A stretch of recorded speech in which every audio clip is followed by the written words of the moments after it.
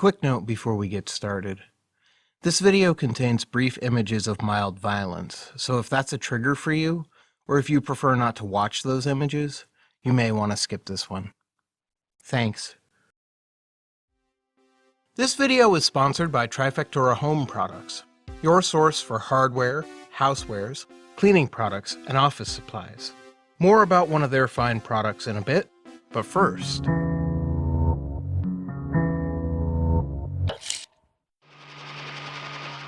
Federico Fellini's La Dolce Vita is widely considered one of the greatest films ever made. Part neo-realist examination of mid-century Italian culture, part incisive satire, the film follows tabloid journalist Marcello Rubini as he searches for a life of meaning and purpose.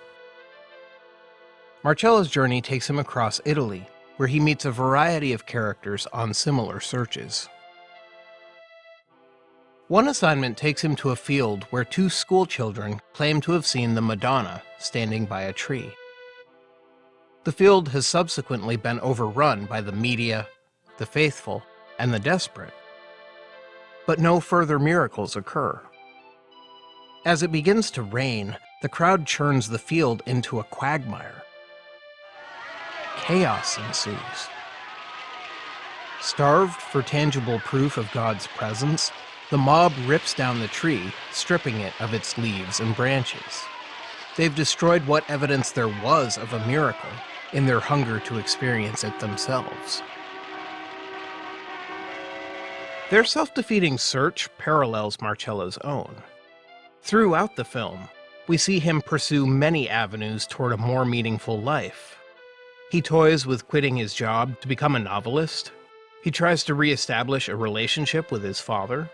He repeatedly pursues women who he believes will complete him. He even gets invited to a seance which would in theory put him in touch with whatever spirit world exists. But each time his efforts fail, either because of the unreliability of those around him, or because he abandons the pursuit in favor of instant gratification. Success may not be possible anyway.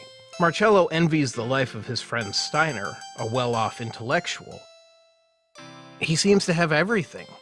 Good friends, a loving family, the time for contemplation and self-improvement, but Steiner confides in Marcello that he's not happy either.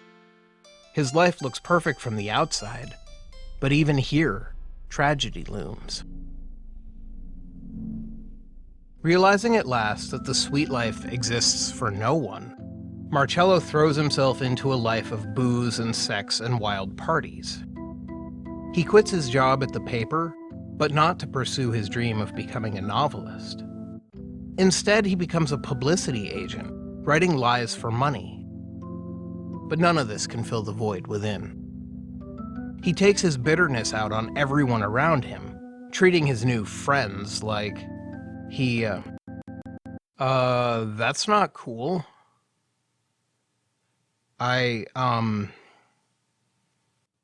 Wow.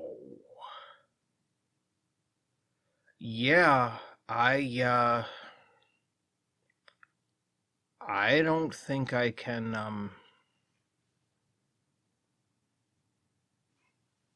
this.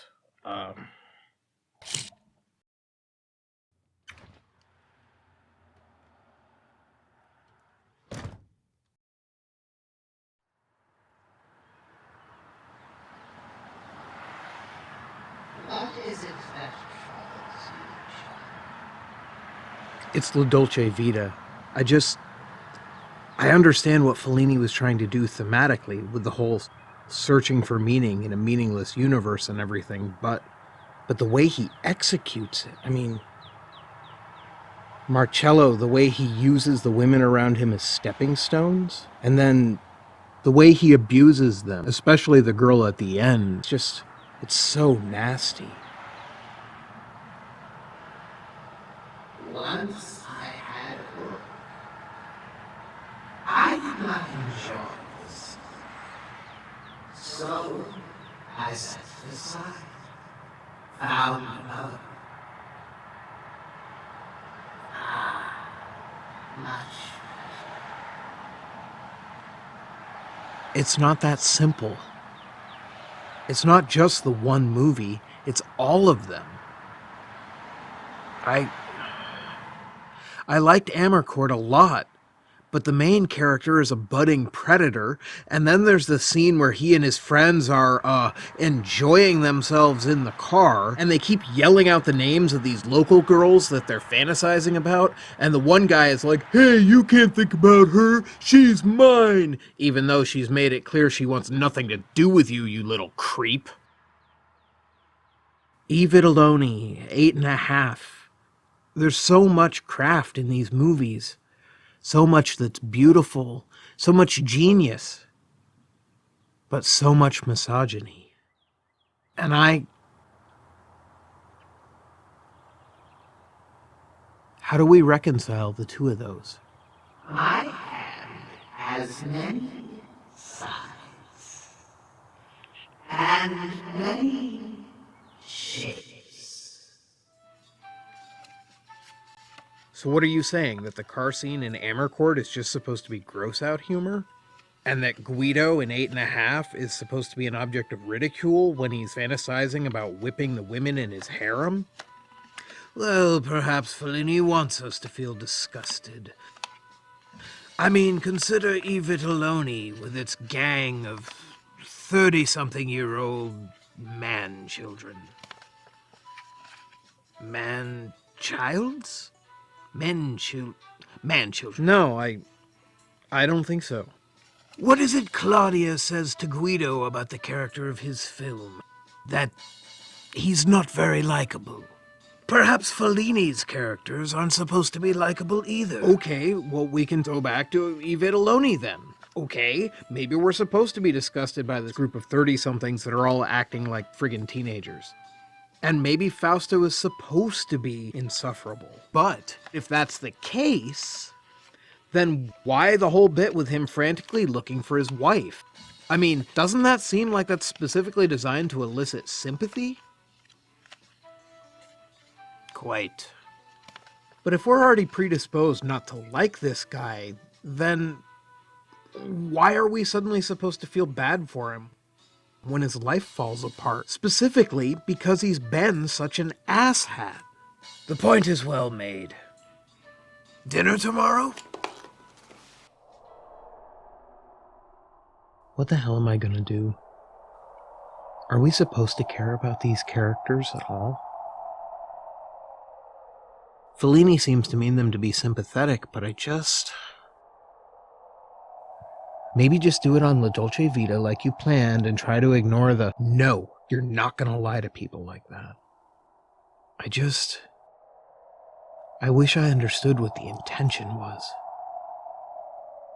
Maybe I'm not supposed to be disgusted. Maybe there's just too big a gap between the cultural moment I'm in now and the one where Fellini made his films. I don't know. Enough. Gotta figure this out. I have a video to do. What did Fellini intend to say? Does that even matter? I have to sort it out. What I think, how I feel, what to say.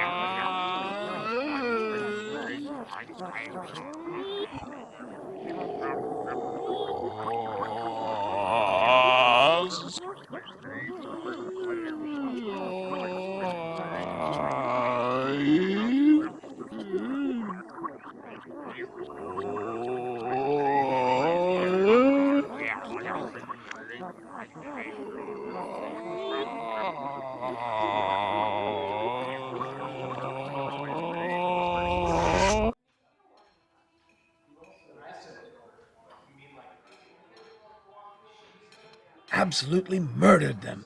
6-4. Damn halfback is useless. Did you have money on that? Past tense is the key there. So, how is Fellini going? Worse than ever. Is it really reducible to just a point in space and time? Does it matter what Fellini meant? Is it my own thoughts and feelings as the viewer that count? Maybe both? And if intent matters, then what do you do about City of Women?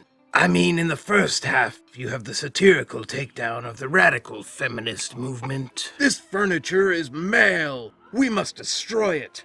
Menopause is a lie created by men. But, in the second half, the tables turn and we get Dr. Cazzone. the guy looks like a 70s porn star. He's got all these golden necklaces and this red silk robe, and then he built this hallway where he's memorialized all the women he's slept with. Seems like he recorded them without them having any knowledge of it. And then he put the recordings in the hallway. It's so gross. Well, perhaps Fellini is trying to present his hero as sort of a better alternative. It's not like Snapperaz is any better. I mean, he ends up in town because he follows a woman there after trying to have sex with her on the train. And, I mean, yeah, it's true, Catzone's the one who builds it, but Snapperaz is the one we see running up and down the hallway, giggling like a little boy and pressing all the levers and listening to the recordings. And then we get to the climax of the movie, and it's literally him going through a tour, revisiting all the women he ever objectified. And so he's not really any better. And what do you do with the teenagers? Right? I mean, like, when they're doing their dancing and they're just, like, having seizures, basically, and, like, talking in weird slang that he can't follow, and then he's grousing at them because they do things for fun, like drive the car backwards, and he keeps telling them they have to stop. Perhaps Snapperaz is intended, then, as a commentary on the cultural context in which the film was made. Perhaps Fellini is admitting that he doesn't understand the culture he finds himself in. So he's Abe Simpson with, I used to be with it, then they changed what it was. Now what I'm with isn't it, and what's it seems weird and scary to me. Maybe it doesn't matter so much what Fellini was trying to communicate. Focus on the way that you feel in your response to the work. To just ignore all of the intention, that feels like solipsism to me. But what can I know that isn't filtered through myself? Michelson Chemical down another 9. Did you have a lot of stock? Safe investment, they said. Damn it all.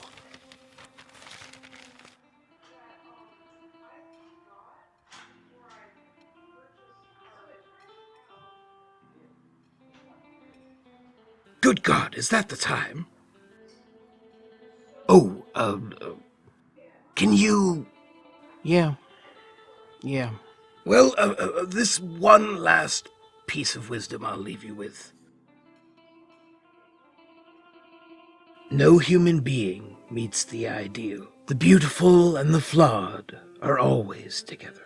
Perhaps our greatest challenge is to see the whole of a man without illusions and love him anyway.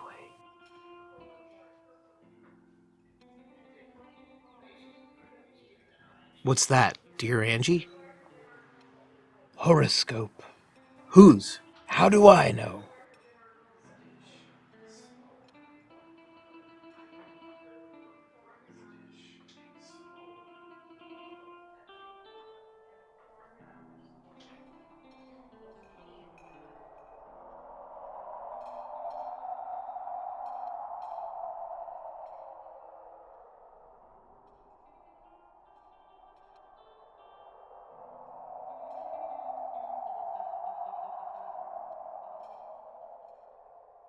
to see the whole of a man without illusions.